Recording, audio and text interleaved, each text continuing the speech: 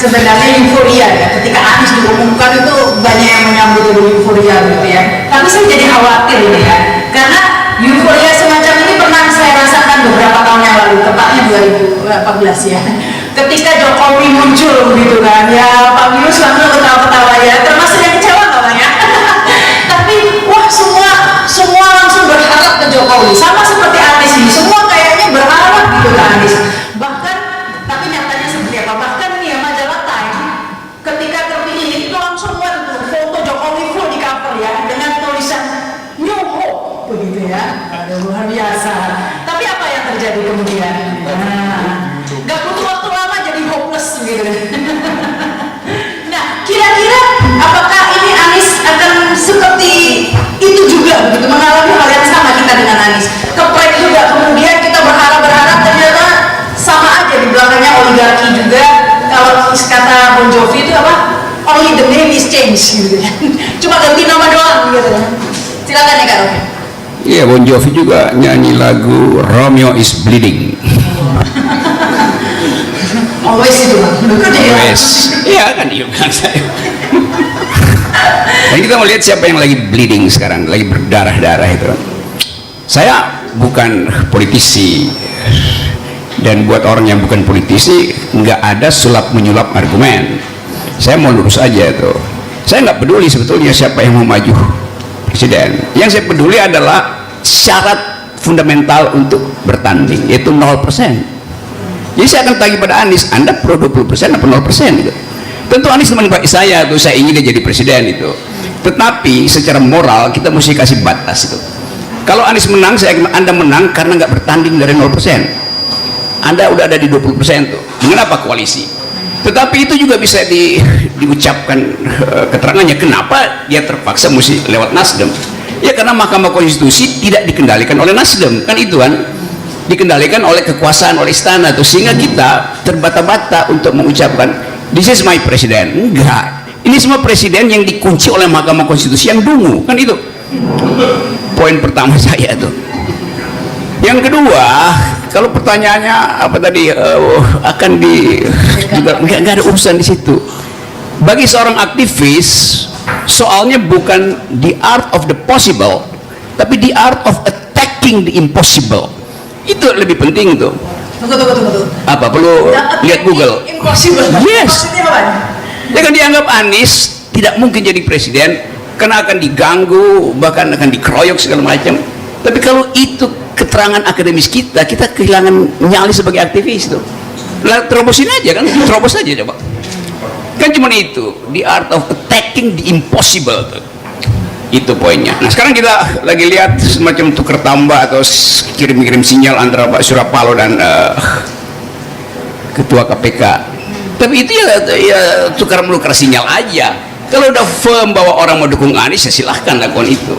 Dan dalam kalkulasi saya, Anies itu nggak akan pindah dari Jakarta. Dia cuma pindah dari Merdeka Selatan ke Merdeka Utara. Yakin ini Bang?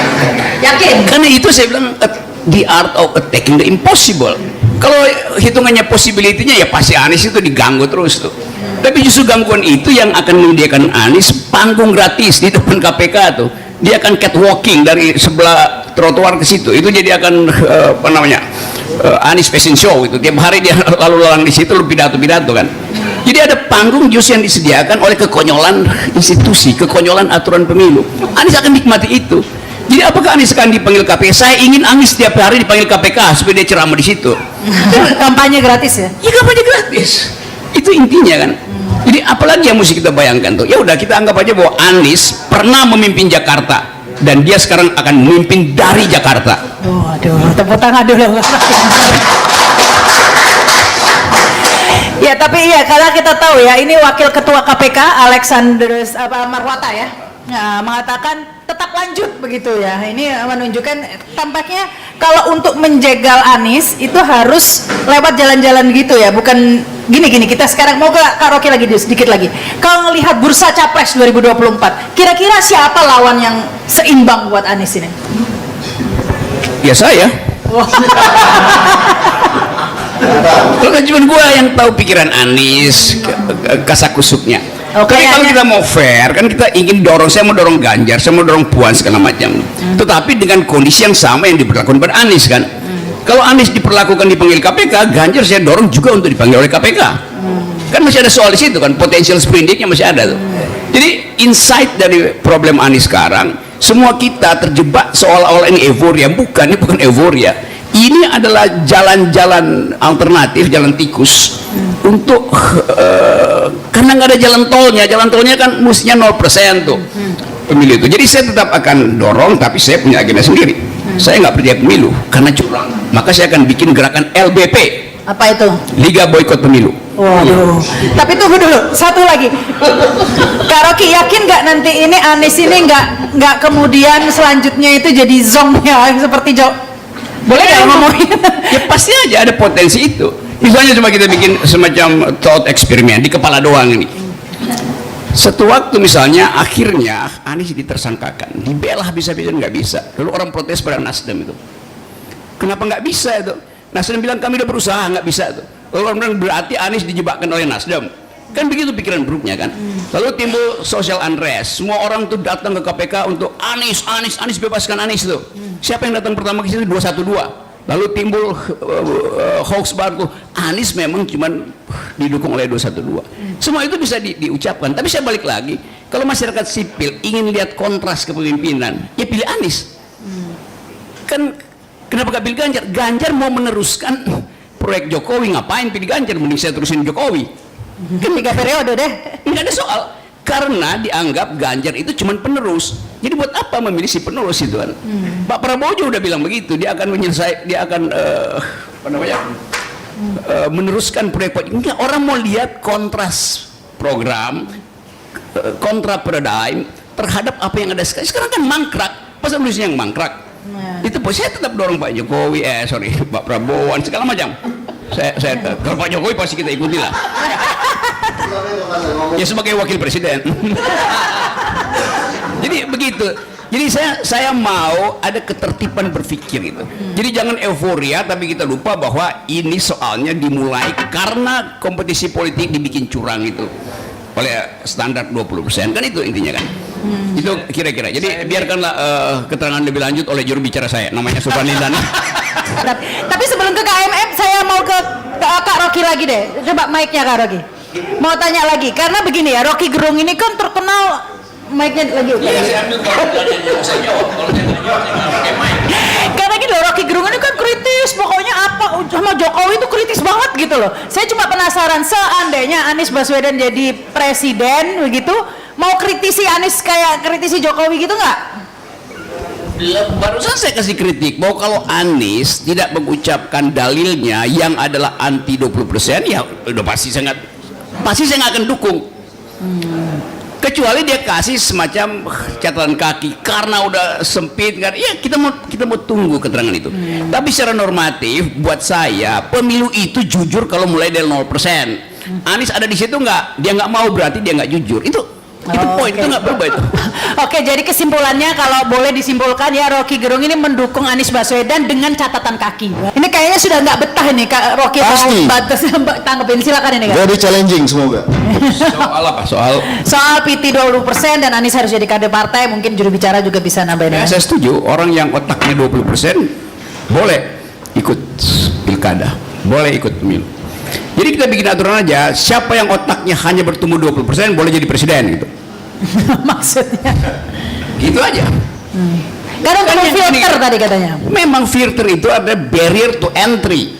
Siapa yang mau bermain, dia yang bikin aturan barrier. Ini yang bikin bukan orang yang mau bermain. Nah itu soalnya kan. Kan yang putusin 20% bukan Anies, bukan saya, bukan segala macam. Itu logikanya begitu. Jadi harusnya filternya itu seperti apa? Jadi kita yang bikin, kita putusin 0, 20, 100% kita bikin. Tetapi mereka yang mau main bikin aturannya. Bukan orang yang di dalam permainan yang menentukan siapa yang boleh masuk ikut permainan. Itu stupidnya di situ. That's stupido. Yang maksudnya gimana ya? Yang menentukan kan udah lembaga, menurut saya secara formal prosedural. Yang bikin itu orang yang udah ada di dalam. Sekarang kita bilang mari kita susun sama-sama. Saya ikuti jalan pikiran. Saya ingin filternya itu 70%. Oke. Siapa yang mesti bikin? Dia DPR kan? Ya. Sebagai lawmaker. Oke, bikin aja. DPR-nya termasuk orang yang mau ikut kompetisi. Yang mau berkompetisi yang mesti bikin itu aturannya, kesepakatan para kompetitor lah yang mesti diterima, bukan kesepakatan panitia. Jadi saya bikin aja. Coba kita uji. Abang kan gini, yang membuat itu kan adalah partai-partai politik yang secara by constitution atau by regulation mereka yang berhak mengusung capres. Saya ngerti logikanya. Jadi mereka player juga. Ini sekarang saya ingin agar supaya logika Anda itu sempurna, pasang threshold 99%. Yes. Kan Anda mau kompetisinya itu sempurna, kita pasang 99%. Saya ingin itu, kemana saya mau minta? Mau nggak? Kalau menurut saya sih nggak logis ya. Kalau saran saya juga Bang Rocky juga harus meluruskan pemikirannya. 90% ya nonsense dong. Kalau 20% sense. Iya, well itu bisa. Itu gini bang, nggak semuanya bisa make sense. Tapi namanya understandable. Jadi bisa dipahami. Sebenarnya kita nggak bahas itu. Kita sebenarnya lagi bahas bahwa saya cuma satu variabel lagi tadi. Setelah saya bahas tentang apa tuh namanya, saya nggak mau bahas tentang yang namanya. Lain saya abaikan. Saya mau bahas 20%. Batasan. Soalnya begini kan, 20% itu kan berdasarkan. Enggak, soal Anies ini problemnya, relevansinya dengan batasan partai adalah apakah Anies independen terhadap Nasdem atau tidak? That's the point. Sama seperti Jokowi, dia bisa independen nggak dengan partai pengusungnya dalam hal ini PDIP? Nah itu kan penyebabnya salah satunya tadi itu PT 20%, apalagi ditentukan oleh hasil pemilu yang sebelumnya, bukan pemilu yang ini kan 20%-nya itu. Padahal ini kan lepas dari semua itu, bring logic back it. Anda klaimnya Bang Rocky selalu merasa memiliki logik di Anda, nggak bisa gitu dong? Silakan tentang logika saya gini ya. Itu kan jualannya Bang Rocky ke publik. Bukan jualan saya, ini jualan akal sehatnya begitu. Gini, saya terangin ya. Anda merasa Anda yang punya akal sehat sendiri? Pasti, karena Anda belum akal sehat, karena saya mau uji akal sehat Anda. Ya uji sekarang ya. Anda bilang bahwa supaya kompetisi itu maksimal dipasang threshold, oke? 20% maksimal nggak? Enggak, itu understandable. Understandable. Konsensual. Konsensual. Yes, saya ikuti logika itu. 30% konsensual nggak? Understandable nggak? Saya tidak tahu. Kenapa you berhenti? Tadi kan logikanya abang yang buat hukum kan adalah orang yang bermain. Karena itu saya ingin permainan itu dipasang absolut 99%. Anda problemnya cuma klaim bos. Kalau saya theoretical roots-nya jelas, referensi bisa. 20%. Nggak ada, itu konsensual bos. Ya karena itu kenapa Anda berhenti di situ? Kenapa nggak bisa ya? Kalau 90% bagi saya, menurut saya, lu tanya aja sama ketum-ketum bang, mau nggak 90%? Kenapa? Karena mereka takut cuma ada satu orang yang terpilih. Apa sama dari partai Nasdem? Ini bukan soal Anda klaim menurut saya. This is the logis of yang disebut. Nggak ada logis yang Anda bilang itu tadi. Anda hanya klaim. Buset dah. Jadi bagaimana matematika Anda? Matematika Anda. Ini matematika. Matematika Anda 10% apa? 90%? Sekarang saya nggak mau ikut gendang Anda sih. Oke, supaya kita bangsa ini nggak ikut jogetnya gendang orang lain terus. Oke, saya terangkan matematika dan saya. Dan sebenarnya ini nggak bukan debat ini Mbak Sari. Ini saya mau terangkan. Kita bicara tentang. Kita bicara tentang. Oke, saya terangkan. Ya. Saya terangkan matematika saya. Sebentar langsung nanti ke Prof. Ya, saya kasih hak dulu dong, kata Prof tadi saya belum selesai loh sebenarnya. Ya sudah. Silakan. Sekarang saya terangkan ya. Ya, silakan Kak Rocky. Silakan. Yang muda dulu dong, Bang. Udah. Ini bukan soal yang muda, yang pakai otak apa nggak pakai otak. Soal itu bukan itu. Ya. Mau saya lanjutkan? Ya, silakan singkat Kak Rocky ditanggapi. Saya mulai dengan asumsi Anda. Anda ingin dapat pemimpin yang berkualitas. Oleh karena itu kita pasang filter. Oke. Ya. Kalau filternya 20%, 80% lolos. Dia belum berkualitas, pasang 50%, 50% lolos. Secara logis, you mesti pasang maksimal, itu intinya tuh. Ini Kak Rocky mau menambahkan tadi katanya. Silakan singkat Kak Rocky. Setelah itu saya lempar ke audiens. Nggak ada, saya nggak akan tanggapi. Saya usulkan aja. Saya habis baca buku judulnya How Stupidity Evolves. Ngarang itu bukunya. Karangan siapa itu Kak Rocky? Karangan Mukidi. Baik, tepuk tangan untuk semua narasumber ya. Nah, saya anggap bahwa ini pembicaraan yang justru pembicaraan filter ada di sini itu. Kita ingin semua calon presiden datang ke sini. Tempat ini kita uji aja pikiran itu. Tapi lepas dari itu, saya tetap menduga dan ini kita mesti kasih pandangan yang jujur bahwa sangat mungkin pemilunya gagal gitu. Karena keadaan ekonomi, ada keadaan global politics, ada mentalitas pelaksana pemilu itu drop, segala macam itu. Jadi kondisi psikososial ini yang mesti kita perhatikan tuh. Dan yang terakhir saya punya cara sendiri untuk menguji presiden. Elektabilitas oke, tapi dia nomor 3 buat saya, elektabilitas. Nomor 1 adalah etikability, etikabilitasnya. Itu yang tersembunyi tadi yang disebut teman teman dosen UI saya yang udah usur tapi masih berpikir itu. Jadi etikability. Nomor 1 etikabilitas, nomor 2 intelektualitas. Uji pertama etikabilitas, uji kedua intelektualitas, baru kita pasang elektabilitasnya tuh. Itu intinya tuh. Jadi terima kasih teman-teman. Saya Rocky Gerung, akulah.com, bukan inilah.com. Tepuk tangan. Terima kasih.